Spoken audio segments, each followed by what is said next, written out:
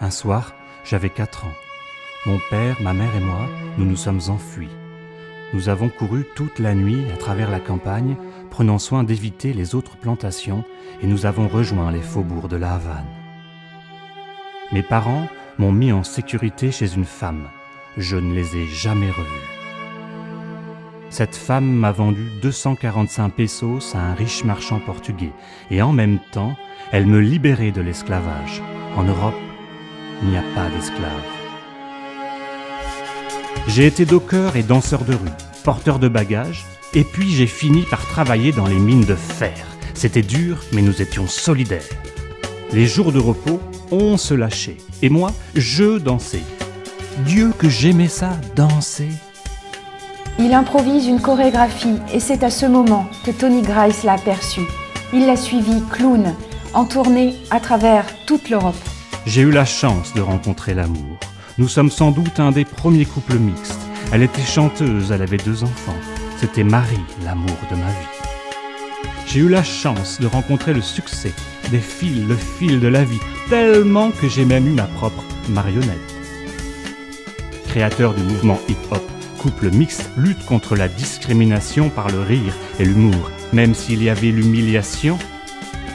Ils se moquaient, je m'en moquais. J'étais sur scène, j'avais un but. J'étais peut-être en avance sur mon temps. André Gide a dit « Moins le blanc est intelligent, plus le noir lui paraît bête ». Il y a bien là le poids d'une époque qui manque cruellement de légèreté. Il a été le premier clown à aller jouer pour les enfants dans les hôpitaux.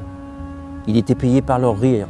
Jamais il n'a été aussi riche. Il avait créé la thérapie par le rire. Il était bien plus ému par les gamins en chemise de nuit blanche que par les nombreux spectateurs endimanchés. Les médecins de l'époque constatent alors.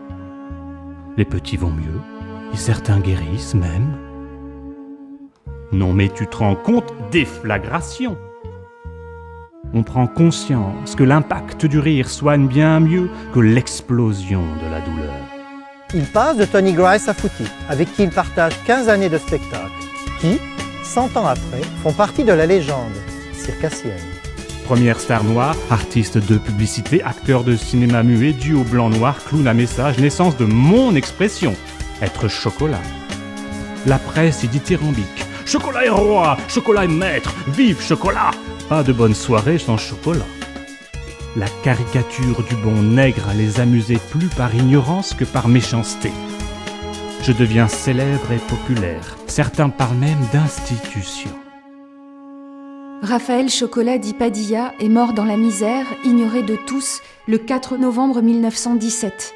Il est enterré dans la fosse commune, réservée aux indigents, au cimetière protestant de Bordeaux.